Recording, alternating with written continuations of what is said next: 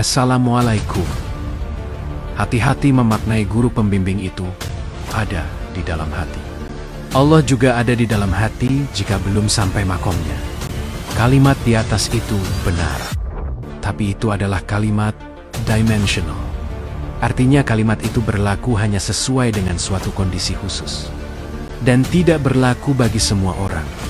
Jangan terkecoh dengan kalimat, teori, pendapat yang tidak pernah dibuktikan.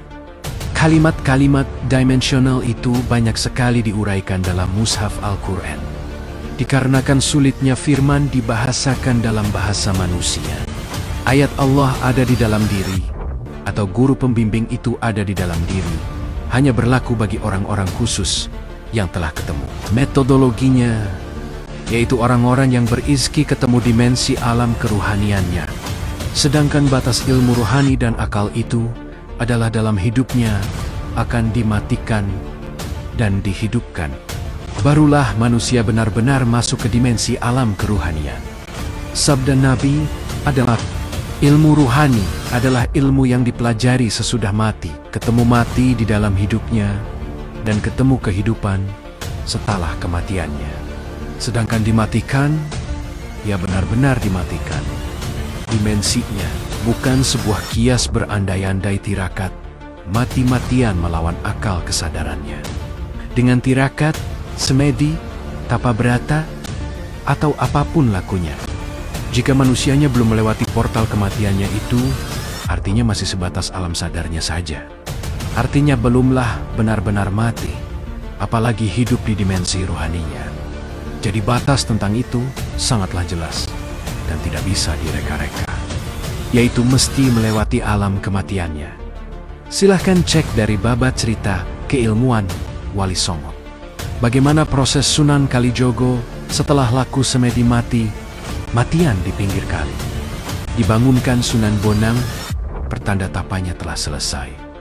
Setelah selesai bertapa, barulah Sunan Kalijaga diajarkan ilmu keruhanian. Yang dalam film tersebut prosesnya lewat di kubur hidup-hidup dengan dijaga oleh majelis wali. Barulah paginya selesai proses dan disambut dengan sholawat atas kebesaran ilmu Rasulullah. Jadi mestinya pada laku Hindu atau Buddha atau kejawen yang masih terikat laku tirakat, semadi atau tapa brata, mestinya selanjutnya adalah melewati baiat tarekatullah. Maka benar-benar memasuki portal dimensi keruhanian. Karena sekalipun ahli tirakat, laku, semedi, atau tapa brata, itu semuanya masih dikerjakan di alam sadarnya. Dan itu masih menundukkan jasmaninya saja. Belum sampai ruhaninya hidup atau hidup di alam ruhaninya. Silahkan baca sejarah Sunan Prapen saat mencari ilmu keruhanian. Ini juga beliau dikafani dan dilarung ke laut. Atau Sunan Gosong yang jasadnya dibakar hidup-hidup di dalam hutan. Orang tahu ceritanya, tetapi tidak tahu ilmunya. Jadi jangan terkecoh seolah-olah merasa sudah menemukan Allah dan pembimbing dari dalam diri sendiri.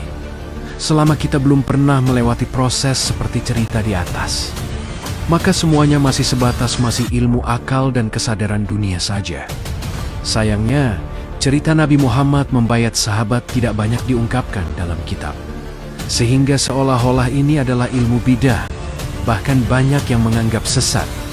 Selama masih hidup akalnya, maka ruhani seseorang itu terhenti atau terpausyit. Di dunia ini, sifat jasmani dan ruhani adalah saling berlawanan. Ibarat ada siang, maka tidak ada malam. Dan jika ada malam, maka tidak ada siang. Makanya manusia yang akan beriman mesti baiat terlebih dahulu, yaitu dihidupkan sisi ruhaninya. Baru kemudian ditanamkan lagi dalam jasmaninya lagi. Maka selanjutnya, jasmani dan ruhani akan berdampingan dalam wadah manusia. Jadi mesti lewat portal baiat terlebih dahulu. Maka itulah yang disebut ka'afah. Baru bisa terjadi jasmani dan ruhani.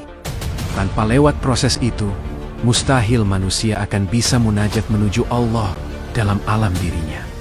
Sekalipun teori ilmunya adalah Allah ada dalam dirinya, jika belum sampai makomnya, semoga dipahamkan.